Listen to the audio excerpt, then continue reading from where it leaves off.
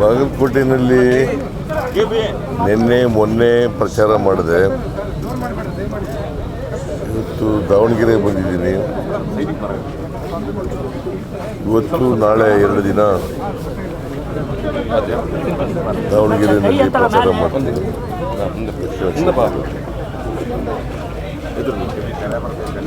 ನನ್ನ ಪ್ರಕಾರ ಬಾಗಲಕೋಟೆಯಲ್ಲೂ ಕೂಡ ಗೆಲ್ತೀವಿ. ಅಲ್ಲಿ ಮೇಟಿಯವರು ನಿಧನರಾಗಿದ್ದರು, HY ಮೇಟಿಯವರು. ಅದನ್ನು ಭರ್ತಿ ಮಾಡಲಿಕ್ಕೆ ಉಪಚುನಾವಣೆ ನಡೀತಾ ಇದೆ. ಇಲ್ಲಿ ಶಾಬ್ನೂರು ಶಿವಶಂಕರಪ್ಪನವರು ನಿಧನರಾಗಿದ್ದರು. ಅವರ ಜಾಗಕ್ಕೆ ಅವರ ಮೊಮ್ಮಗ ಸಮರ್ಥ್ ಅವರನ್ನು ಅಭ್ಯರ್ಥಿಯನ್ನು ಮಾಡಿದ್ದೀವಿ. ಎರಡೂ ಕಡೆ ಎರಡೂ ಚುನಾವಣೆಗಳಲ್ಲಿ ದೊಡ್ಡ ಅಂತರದಿಂದ ಗೆಲ್ತೀವಿ ಅಂತಕ್ಕಂಥ ವಿಶ್ವಾಸ ಇದೆ ನನಗೆ. ಯಾಕಂತಂದರೆ ನಮ್ಮ ಸರ್ಕಾರ ಮಾಡಿರ್ತಕ್ಕಂಥ ಕೆಲಸಗಳು, ಶಾಮನೂರು ಶಿವಶಂಕರಪ್ಪನವರು ಅವ್ರ ಕ್ಷೇತ್ರಕ್ಕೆ ಮಾಡಿರ್ತಕ್ಕಂಥ ಕೆಲಸಗಳು, HY ಮೇಟಿಯವರು ಅವ್ರ ಕ್ಷೇತ್ರಕ್ಕೆ ಮಾಡಿರ್ತಕ್ಕಂಥ ಕೆಲಸಗಳು,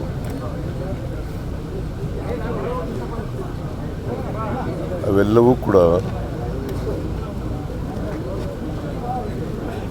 ನಮಗೆ ಈಗ ಸಹಾಯಕ ಆಗ್ತಾ ಇದ್ದಾವೆ.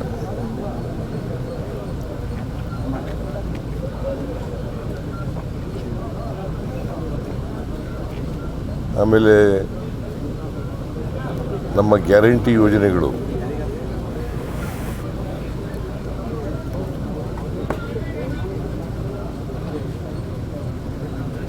ಇವತ್ತು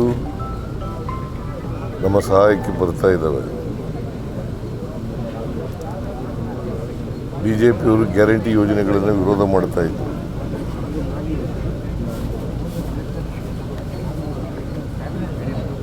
ಯಾಕಂತಂದರೆ ಈ ಗ್ಯಾರಂಟಿ ಯೋಜನೆಗಳು ಬಡವರ ಕಾರ್ಯಕ್ರಮಗಳು.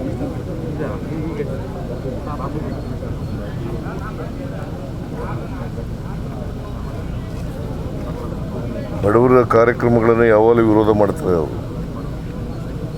535 ಕೋಟಿ 535 ಕೋಟಿ ನಮ್ಮ ಸೌತಿಗೆ, ದಾವಣಗೆರೆ ದಕ್ಷಿಣಕ್ಕೆ ಗ್ಯಾರಂಟಿ ಯೋಜನೆ ಇಲ್ಲಿ ಮಾತ್ರ. ಒಟ್ಟು ಜನವರಿ ಗ್ಯಾರಂಟಿ ಯೋಜನೆಗಳಿಗೆ ಇಲ್ಲಿವರೆಗೆ ಖರ್ಚು ಮಾಡಿರ್ತಕ್ಕಂಥ ಹಣ ಸುಮಾರು 1,31,000 ಕೋಟಿಗೂ ಹೆಚ್ಚು ಹಣ ಖರ್ಚು ಮಾಡಿದ್ದೀವಿ. ಬರೀ ದಾವಣಗೆರೆ ದಕ್ಷಿಣ ಕ್ಷೇತ್ರದಲ್ಲಿ 500 ಚಿಲ್ಲರೆ ಅಲ್ಲ, 535 ಕೋಟಿ ಇದೆ. 535 ಕೋಟಿ ರೂಪಾಯಿಗಳನ್ನು ಖರ್ಚು ಮಾಡಿದ್ದೀವಿ.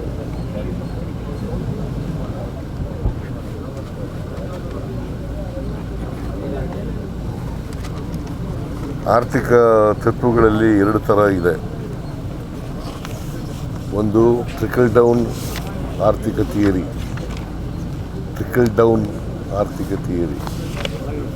ಇನ್ನೊಂದು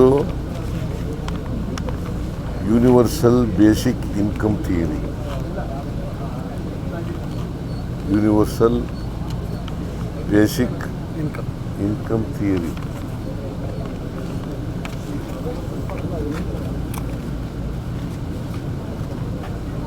ಟ್ರಿಕಲ್ ಡೌನ್ ಆರ್ಥಿಕ ಥಿಯರಿ ಅಂತಂದರೆ ಸಮಾಜದಲ್ಲಿರ್ತಕ್ಕಂಥ ಮೇಲ್ಸ್ತರದವ್ರಿಗೆ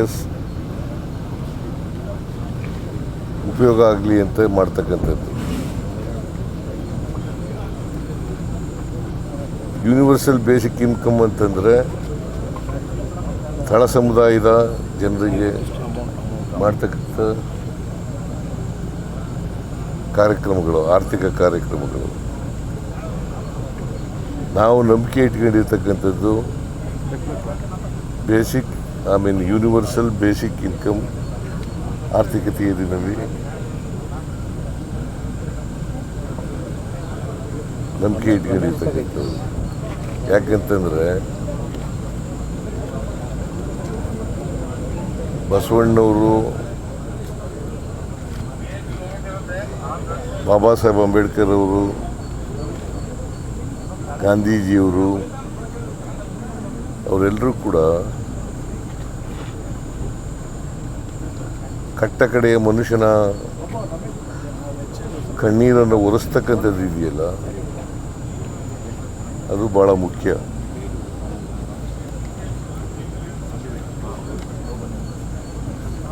ನಾವು ಈ ಗ್ಯಾರಂಟಿ ಯೋಜನೆಗಳ ಮೂಲಕ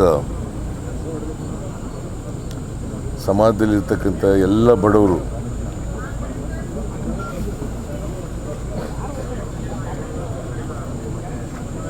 ಯಾವುದೇ ಜಾತಿ, ಯಾವುದೇ ಧರ್ಮ ಇರ್ಬೋದು, ಯಾವುದೇ ಭಾಷೆ ಇರ್ಬೋದು, ಎಲ್ಲ ಬಡವರು ಅವರಿಗೆ ಮಧ್ಯವರ್ತಿಗಳ ಹಾವಳಿ ಇಲ್ಲದೇನೆ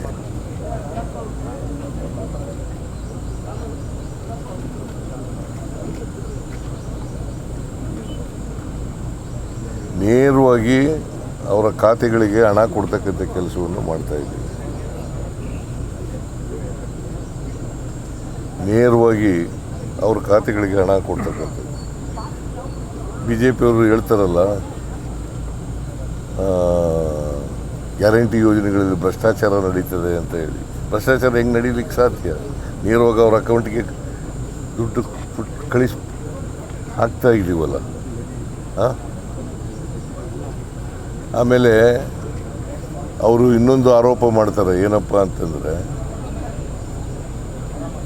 ಗ್ಯಾರಂಟಿ ಯೋಜನೆಗಳನ್ನು ಜಾರಿ ಕೊಟ್ಟದ್ರಿಂದ ಖಜಾನೆ ಖಾಲಿಯಾಗಿದೆ.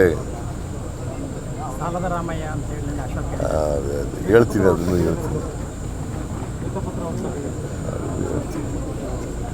ಅದನ್ನು ಹೇಳ್ತೀನಿ ಈಗ.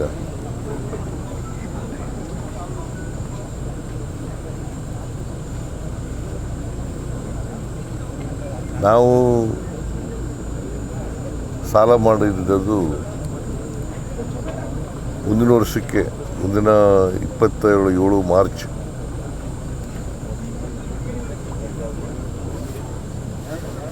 $8,24,000 ಕೋಟಿ ಆಗುತ್ತೆ. ಈ ವರ್ಷ ಸಾಲ ಮಾಡೋದು 1,32,000 ಕೋಟಿ. ಅವರು 2023 ಮಾರ್ಚ್ಗೆ BJP-ಯವರು 5,30,000 ಕೋಟಿಗೂ ಹೆಚ್ಚು ಸಾಲ ಮಾಡಿದರು. ಅವರು ಅಧಿಕಾರಕ್ಕೆ ಬಿಟ್ಟಾಗ 2023 ಮೇ 20ರಲ್ಲಿ ನಾವು ಅಧಿಕಾರಕ್ಕೆ ಬಂದವು. ಮಾರ್ಚ್ 23ಕ್ಕೆ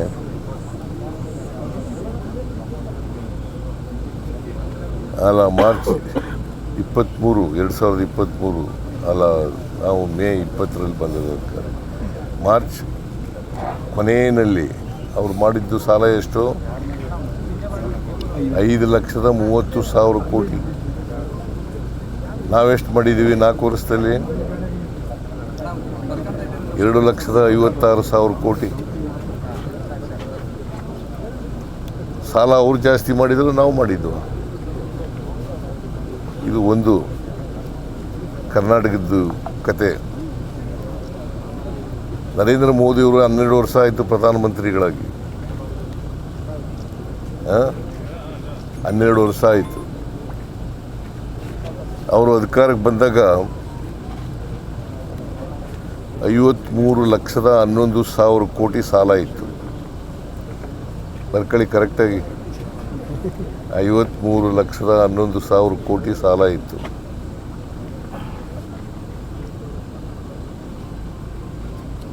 ಈಗ ಎಷ್ಟು ಸಾಲ ಇದೆ ಗೊತ್ತಾ ನಿಮಗೆ? 218 ಲಕ್ಷ 218 ಲಕ್ಷ ಕೋಟಿ. ಅಂದರೆ ಸ್ವಾತಂತ್ರ್ಯ ಬಂತವಿಂದ ಅಕ್ಯುಮುಲೇಟ್ ಆಗಿದ್ದಂಥ ಸಾಲ 53,11,000 ಕೋಟಿ. ಇವರು 12 ವರ್ಷದಲ್ಲಿ 218 ಟೋಟಲ್ ಸಾಲ ಇರ್ತಕ್ಕಂಥದ್ದು ದೇಶದ ಮೇಲೆ 218 ಲಕ್ಷ. ಇವರು ನರೇಂದ್ರ ಮೋದಿಯವರು ಎಷ್ಟು ಮಾಡಿದ್ದಾರೆ ಅಂತಂದರೆ 165 ಲಕ್ಷ ಕೋಟಿ. ಎಷ್ಟಾಯಿತು ಸಾಲ ಯಾರು ಮಾಡಿರೋದು ಜಾಸ್ತಿ? ಏನಂತ ಕರೆಯೋದು ನರೇಂದ್ರ ಮೋದಿಯವರಿಗೆ? ಏನಂತ ಕರಿಬೇಕ್ರಿ? ನೀವೇ ಹೇಳಿಯಪ್ಪ. ಇದು ನಿರ್ಮಲಾ ಸೀತಾರಾಮನ್ ಕೊಟ್ಟಿರ್ತಕ್ಕಂಥ ಬಜೆಟ್ನಲ್ಲಿ ಈ ಸಾರಿ ಹೇಳಿರ್ತಕ್ಕಂಥದ್ದನ್ನೇ ನಾನು ಹೇಳ್ತಾ ಇರೋದು. ಏನಂತ ಕರಿಬೇಕ್ರಿ? ಅದು ಒಂದಾಯ್ತಾ? ವಿಜೇಂದ್ರ ವೈಟ್ ಪೇಪರ್ ಮಂಡಿಸಿ ಅಂತ ಹೇಳಿದ್ದಾರೆ ಅಲ್ವಾ? ವೈಟ್ ಪೇಪರ್, ಶ್ವೇತಪತ್ರ. ಬಜೆಟ್ ಮಂಡಿಸಿರೋದೇನು? ಬಜೆಟ್ನಲ್ಲಿ ಚರ್ಚೆ ಆಗಿದೆ. ನಾನು ಸುಮಾರು 4.5 ಗಂಟೆಗಳ ಕಾಲ ಉತ್ತರ ಕೊಟ್ಟಿದ್ದೀನಿ. ಅಶೋಕ್ ಅವರು 3 ಗಂಟೆ 6 ನಿಮಿಷ ಭಾಷಣ ಮಾಡಿದ್ದಾರೆ. ಇವರು ಮಾಡಿದ್ದಾರೆ, ವಿಜೇಂದ್ರನ ಮಾಡಿದ್ದಾರೆ. ಉತ್ತರ ಕೊಟ್ಟಿದ್ದೀನಲ್ಲ, ಅಲ್ಲಿ ಎಲ್ಲ ವಿವರವಾಗಿ ಹೇಳಿದ್ದೀನಲ್ಲ.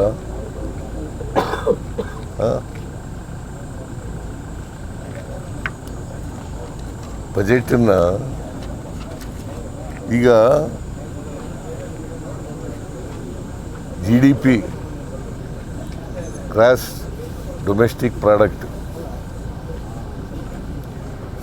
ಎಷ್ಟು ಗೊತ್ತಾ ದೇಶದ್ದಿರೋದು? 7.14 7.14 ದೇಶದ್ದು GDP, ಭಾರತ ದೇಶದ್ದು. ನಮ್ಮದು ಎಷ್ಟು ಗೊತ್ತಾ? 8.1. ಜಾಸ್ತಿ ನಮ್ಮದು ಜಾಸ್ತಿನೋ ಅವ್ರದ್ದು ಜಾಸ್ತಿನೋ? ನಮ್ಮದು ಜಾಸ್ತಿನೋ ಅವ್ರದ್ದು ಜಾಸ್ತಿನೋ?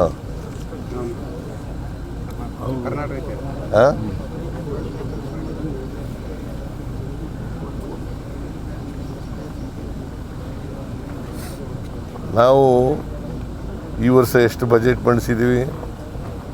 4,48,004 ಕೋಟಿ. ಅಂದರೆ ಸುಮಾರು 9.14 ಜಾಸ್ತಿ ಬೆಳವಣಿಗೆ. 9.14 ಅಂದರೆ 38,455 ಕೋಟಿ ಜಾಸ್ತಿ. ಕೇಂದ್ರದ ಬಜೆಟ್ಗಿಂತ ನಮ್ಮದು ಒಳ್ಳೆ ಬಜೆಟ್ ಅಲ್ವಾ?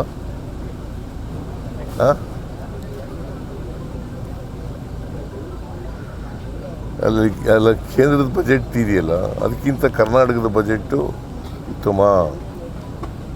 ನಾವು ಕರ್ನಾಟಕದಲ್ಲಿ GST ಕಲೆಕ್ಷನ್ನಲ್ಲಿ number 2 in the country. Not Gujarat, not Madhya Pradesh, not Delhi. Maharashtra is number 1 and Karnataka is number 2.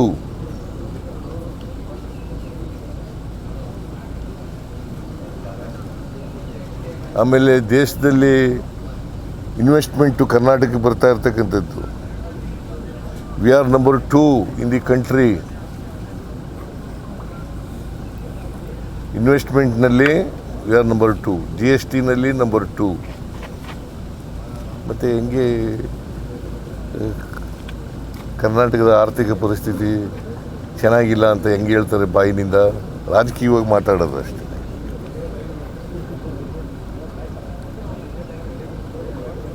ಗೊತ್ತಾಯ್ತೇನ್ರಿ? ನಿನ್ನೆ ಮ್ಯಾನಿಫೆಸ್ಟೋ ರಿಲೀಸ್ ಮಾಡಿದ್ದಾರೆ ಸರ್. ಅವರು ಅದರಲ್ಲಿ ತುಂಬ ಬೆಲೆ ಏರಿಕೆ ಮಾಡಿದೆ ಸರ್ಕಾರ ಅಂತೇಳಿ. ಆಯ್ತಪ್ಪ, ಗ್ಯಾಸು ಎಷ್ಟಿತ್ತು ನಿಮಗೆ ಗೊತ್ತಾ? ಇವರು ನರೇಂದ್ರ ಮೋದಿಯವರು ಬಂದಿದ್ದಾಗ ಒಂದು ಸಿಲಿಂಡರ್ ಗ್ಯಾಸು ಎಷ್ಟು 414 ರೂಪಾಯಿ. ಈಗ ಎಷ್ಟಿದೆ? 1,000 ರೂಪಾಯಿ ಆಗಿದೆ. ಯಾರು ಹೆಚ್ಚು ಮಾಡಿದ್ದು? ಹಾಂ, ಪೆಟ್ರೋಲ್ ಬೆಲೆ ಎಷ್ಟಿತ್ತು 2014ರಲ್ಲಿ ನರೇಂದ್ರ ಮೋದಿ ಬಂದಾಗ? 71 ರೂಪಾಯಿ ಇತ್ತು. ಈಗ ಎಷ್ಟಾಗಿದೆ? 102 ರೂಪಾಯಿ ಆಗಿದೆ. ಇವತ್ತು ಕೆಲವು ಕಂಪನಿಗಳು ಜಾಸ್ತಿ ಮಾಡಿದ್ದಾರೆ. ಹಾಂ, ಇವತ್ತು ಕೆಲವು ಕಂಪನಿಗಳು ಪೆಟ್ರೋಲ್ ಜಾಸ್ತಿ ಆಗಿದೆ. ಕಂಪ್ನಿಗಳು ಇವತ್ತು ಜಾಸ್ತಿ ಆಗಿದೆಯಲ್ಲ. ಯಾರಪ್ಪ ಜಾಸ್ತಿ ಮಾಡಿದವರು? ಡೀಸೆಲ್ ಬೆಲೆ ಎಷ್ಟಿತ್ತು? 53 ರೂಪಾಯಿ ಇತ್ತು ಒಂದು ಲೀಟ್ರಿಗೆ. ಈಗ ಎಷ್ಟಾಗಿದೆ? 95, 96. ಹಾಂ, ಯಾರು ಇದನ್ನು ಜಾಸ್ತಿ ಮಾಡಿದವರು? ಯಾರು ಮಾಡಿದವರು? ಸುಮ್ಮನೆ ರಾಜಕೀಯವಾಗಿ ಏನೇನೋ ಹೇಳ್ತಾರೆ, ಅವಕ್ಕೆಲ್ಲ ತಲೆ ಕೆಡಿಸ್ಕೋಬಾರ್ದು. ಕರ್ನಾಟಕ ಹಣಕಾಸಿನ ಪರಿಸ್ಥಿತಿ ಸುಭದ್ರವಾಗಿದೆ.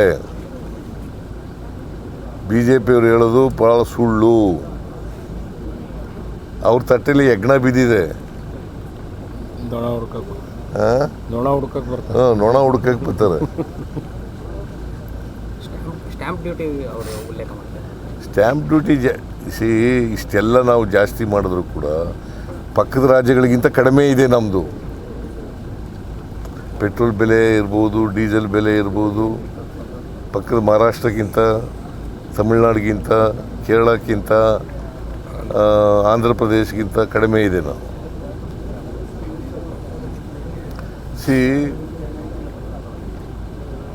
ರಿಸೋರ್ಸಸ್ ಮೊಬಿಲೈಸೇಷನ್ ಆಗಬೇಕಲ್ಲಪ್ಪ. ಆದರೂ ನಾವು ಪಕ್ಕದ ರಾಜ್ಯಗಳಿಗಿಂತ ದಕ್ಷಿಣ ಭಾರತದಲ್ಲಿ ಕಡಿಮೆ ಇದ್ದೇವೆ. ಅಂದರೆ ಹಣಕಾಸಿನ ಪರಿಸ್ಥಿತಿ ಚೆನ್ನಾಗಿದೆಯಲ್ಲೋ ಕರ್ನಾಟಕದ್ದು. ನಾನು ಹೇಳೋದಲ್ಲ, ಬಜೆಟ್ ಅಸೆಂಬ್ಲಿನಲ್ಲೇ ಹೇಳಿದ್ದೀನಿ, ಅವ್ರ ಎದುರುಗಡೆನೆ. ಹಾಂ, ಡಾಲರ್ ಇದೆಯಲ್ಲ, ಎಷ್ಟು ಈಗ ಬೆಲೆ? 95 ಮೇಲೆ 94, 95. 95 94.84 ನಿನ್ನೆ. ಆಯಿತು, 94 ಅಂತಲೇ ಇಟ್ಕೋಣ. ಎಷ್ಟಿತ್ತು ಇವ್ರು ಬರೋಕ್ಕೂ ಮುಂಚಿತವಾಗಿ? ಹಾಂ, ಮತ್ತು ಯಾಕೆ ರೂಪಾಯಿ ಬೆಲೆ ಕಮ್ಮಿ ನಶಿಸೋಯ್ತು ಡಾಲರ್ ಎದುರುಗಡೆ? ಹಾಂ, ಯಾಕ್ರಿ? ಮತ್ತು ಇದನ್ನೆಲ್ಲ ಮತ್ತು ನರೇಂದ್ರ ಮೋದಿಯವರು ಹೇಳಿದ್ದೆಲ್ಲ ಮಾಡಿದಾರ? ನಾವು ಮಾಡಿದ್ದೀವಿ. ಅಚ್ಚೇ ದಿನ ಆಯೇಗ ಅಂತಂದರು, ಬಂತ?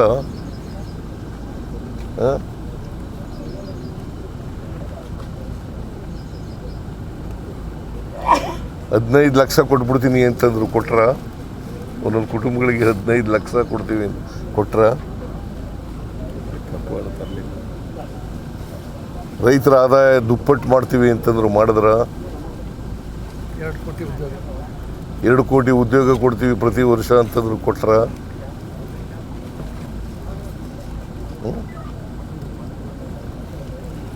ಹೇಳ್ತಾರೆ ಕರ್ನಾಟಕದ ಬಗ್ಗೆ. ಬಿ ಜೆ ಪಿಯವರು ಆಯ್ತಲ್ಲಪ್ಪ, ಕರ್ನಾಟಕದ ಬಿ ಜೆ ಪಿಯವರು 4 ವರ್ಷ ಅಧಿಕಾರದಲ್ಲಿದ್ದರು. 2019ರಿಂದ 23ವರೆಗೂ ಅಧಿಕಾರದಲ್ಲಿದ್ದರು. ಏನು ಮಾಡಿದ್ರು? ದಾವಣಗೆರೆಗೆ ಏನು ಮಾಡಿದ್ದಾರೆ? 4 ವರ್ಷ ಅಧಿಕಾರದಲ್ಲಿ ಇದ್ರಲ್ರಿ. ಆ 4 ವರ್ಷದಲ್ಲಿ ಏನು ಮಾಡಿದ್ರು ಅದು ಹೇಳ್ಬೇಕಲ್ಲ, ನಾವು ಇಂಥದ್ದು ಮಾಡಿದ್ದೀವಿ ಅಂತ.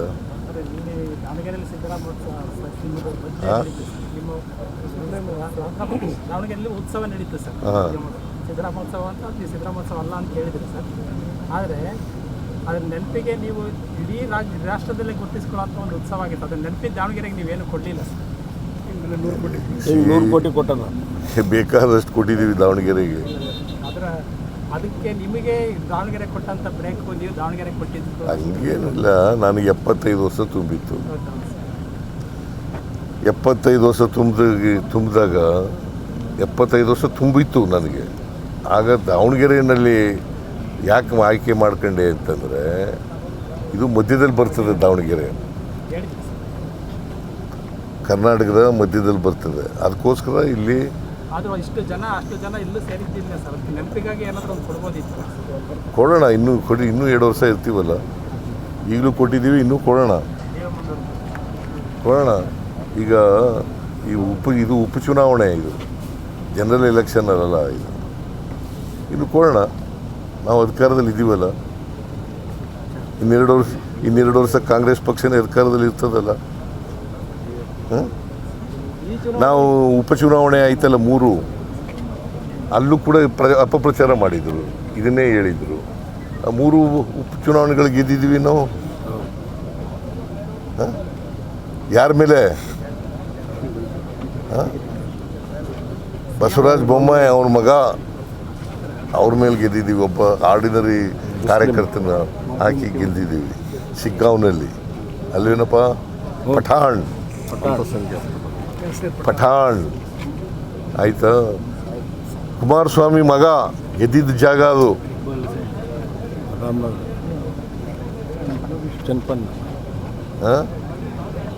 ಬಸವರಾಜ ಬೊಮ್ಮಾಯಿ ಮಗ, ಕುಮಾರಸ್ವಾಮಿ ಮಗ, ಅಲ್ಲಿ ಗೆದ್ದಿದ್ವಿ ಚನ್ನಪಟ್ಟಣದಲ್ಲಿ. ಯೋಗೇಶ್ವರ ಗೆದ್ದಿಲ್ವ? ಅದು 22,000 ಓಟ್ನಲ್ಲಿ. ಬೊಮ್ಮಾಯಿ ಅವರು ಮೊನ್ನೆ ಅದಕ್ಕೆ ಉತ್ತರ ಕೊಟ್ಟರು ಸರ್. ವೋಟರ್ ಲಿಸ್ಟನ್ನು ಮ್ಯಾನಿಪುಲೇಟ್ ಮಾಡಿದ್ರು. ಯಾರು ಮಾಡಿದವರು? ಸೋತಾಗೆಲ್ಲ ಹಿಂಗೆ ಹೇಳ್ಬಿಡೋದ? ಮ್ಯಾನಿಪುಲೇಟ್ ಏನಾದ್ರು ಮಾಡೋಕ್ಕೆ ಅಧಿಕಾರ ಇರೋದು ಅವ್ರಿಗೆ, ಕೇಂದ್ರ ಸರ್ಕಾರಕ್ಕೆ. ಎಲೆಕ್ಷನ್ ಕಮಿಷನ್ ಯಾರ ಅಧೀನದಲ್ಲಿರೋದು? ಸೆಂಟ್ರಲ್ ಎಲೆಕ್ಷನ್ ಕಮಿಷನ್ ಯಾರಪ್ಪ ಅಧೀನದಲ್ಲಿರೋದು? ಹಾಂ, ಕೇಂದ್ರ ಸರ್ಕಾರ ಅಲ್ವಾ? ಏನಾದ್ರು ಮ್ಯಾನಿಪುಲೇಟ್ ಮಾಡಿದರೆ ಅವರೇ ಮಾಡೋದು. ನಾವು ಅದನ್ನು ಇವತ್ತಿನವರೆಗೂ ಮಾಡೇ ಇಲ್ಲ. ಈಗ ಕಾಂಗ್ರೆಸ್ ಪಕ್ಷ ನೆಹರು ಕಾಲದಲ್ಲಿ, ಇಂದಿರಾ ಗಾಂಧಿ ಕಾಲದಲ್ಲಿ ಮ್ಯಾನಿಫೆಸ್ಟೋ ವೋಟರ್ಸ್ ಲಿಸ್ಟನ್ನು ಮ್ಯಾನಿಪುಲೇಟ್ ಮಾಡೋದು ಅಂತ ಅವೆಲ್ಲರೂ ಬಂದಿತ್ತ? ನರೇಂದ್ರ ಮೋದಿಯವ್ರ ಕಾಲದಲ್ಲಿ ಮಾತ್ರ ಬಂದಿರೋದು. ಸೊ ಅದರಿಂದ ನಾವು ಯಾವತ್ತೂ ಕೂಡ ಮ್ಯಾನಿಪುಲೇಟ್ ಮಾಡೋ ಪ್ರಶ್ನೆನೇ ಇಲ್ಲ. ಪ್ರಚಾರ ಚೆನ್ನಾಗಿ ನಡೀತಾ ಇದೆ. ಎಲ್ಲ ಈಗ ನಮ್ಮ ಕ್ಯಾಂಡಿಡೇಟ್ಗಳೆಲ್ಲ ಮನೆಗೆ ಹೋಗ್ತಾರೆ, ಭೇಟಿ ಮಾಡ್ತಾರೆ, ವೋಟ್ ಕೇಳ್ತಾರೆ. ನಾವೆಲ್ಲ ಒಳ್ಳೆ ಕೆಲಸ ಮಾಡಿದ್ದೀವಲ್ಲ, ಅದರಿಂದ ಜನ ನಮಗೆ ವೋಟ್ ಹಾಕ್ತಾರೆ ಅಂತಕ್ಕಂಥ ನಂಬಿಕೆ ಇದೆ. ಜಮೀರ್ ಅವರು ಬರ್ತಾ ಇಲ್ಲ ಸರ್, ಮೊನ್ನೆ ಏನೋ ಫೋನ್ ಮಾಡಿದ್ರಂತ. ಜಮೀರು ಕೇರಳದಲ್ಲಿದ್ದಾರೆ. 4ನೇ ತಾರೀಕಿನವ್ರಿಗೆ ಅಲ್ಲಿರ್ತಾರೆ. 5ನೇ ತಾರೀಕು ಇಲ್ಲಿ ಬರ್ತಾರೆ. ನಾನು ಮಾತಾಡಿದ್ದೀನಿ ಅವ್ರ ಜೊತೆಯಲ್ಲಿ. 5ನೇ ತಾರೀಕಿಗೆ ದಾವಣಗೆರೆ, 6, 7 ಬಾಗಲಕೋಟೆ. ಬರೋದು ಸ್ವಲ್ಪ ಲೇಟ್ ಆಯ್ತಾ ಅಂತ ಸರ್? ಇಲ್ಲಪ್ಪ, ಕೇರಳ ಎಲೆಕ್ಷನ್ನಲ್ಲಿ ಹಾಕ್ಬಿಟ್ಟಿದ್ದಾರೆ ಅವ್ರಿಗೆ. ನಾನು ವೇಣುಗೋಪಾಲ್ ಜೊತೆ ಮಾತಾಡಿದೆ. ವೇಣುಗೋಪಾಲ್ 4ನೇ ತಾರೀಕಿನವರೆಗೂ ಅವರು ಬರಲ್ಲ ಅಂತ ಹೇಳಿದ್ದಾರೆ. ಅದರಿಂದ 4ನೇ ತಾರೀಕು ಮುಗಿಸ್ಕೊಂಡು 5ನೇ ತಾರೀಕಿಲ್ಲಿ ಬರ್ತಾರೆ. ಸರ್, 6 ವರ್ಷಕ್ಕೂ ತಾಯಿ MP ತಂದೆ MLA ಈಗ ಮಗನ ಕ್ಯಾಂಡಿಡೇಟ್ ಮಾಡಿ ನಿಲ್ಸಿದ್ದಾರೆ ಅಂತ 6 ವರ್ಷಕ್ಕೆ ಮೊನ್ನೆ ಅಪ್ರೋಚ್ ಮಾಡಿದ್ದಾರೆ ದಾವಣಗೆರೆಯಲ್ಲಿ. ಆ ಥರ ನಮ್ಮ ಪಾರ್ಟಿ ಅಂತ ಅಲ್ಲ, ಅವ್ರ ಪಾರ್ಟಿನಲ್ಲೂ ಹಿಂಗೆ ಇದೆ. ಈಗ ಕಾಂಗ್ರೆಸ್ನಿಂದ ಹೋದವ್ರನ್ನೆಲ್ಲ ಮುಖ್ಯಮಂತ್ರಿಗಳು ಮಾಡಿದಾರಲ್ಲ, ಹೆಂಗೆ ಮಾಡಿದ್ರು ಅವರು? ಹೆಂಗೆ ಮಾಡಿದ್ರು? ಈಗ ನಮ್ಮ ಅಸ್ಸಾಂನಲ್ಲಿ ಮುಖ್ಯಮಂತ್ರಿ ಎಲ್ಲಿದ್ದವರು ಅವರು? ಹಾಂ, ಗೊತ್ತಾ ನಿನಗೆ? ಕಾಂಗ್ರೆಸ್ನಲ್ಲಿದ್ದವರು ಅವರು. ದಾವಣಗೆರೆಯಲ್ಲಿ ಯಡಿಯೂರಪ್ಪನ ಮಕ್ಕಳು ಏನಾಗಿದ್ದಾರೆ ಈಗ? ಹಾಂ, ಯಡಿಯೂರಪ್ಪನ ಮಕ್ಕಳು, ಒಬ್ಬ ದೇವೇಗೌಡನ ಮಕ್ಕಳು, ಕುಮಾರಸ್ವಾಮಿ ಮಗ, ಕುಮಾರಸ್ವಾಮಿ ಹೆಂಡತಿ, ರೇವಣ್ಣನ ಮಕ್ಕಳು. ನಮಗೇನು ಪಾಠ ಹೇಳ್ಕೊಡ್ಬೇಕಾದಂತ ಅಗತ್ಯ ಇಲ್ಲ.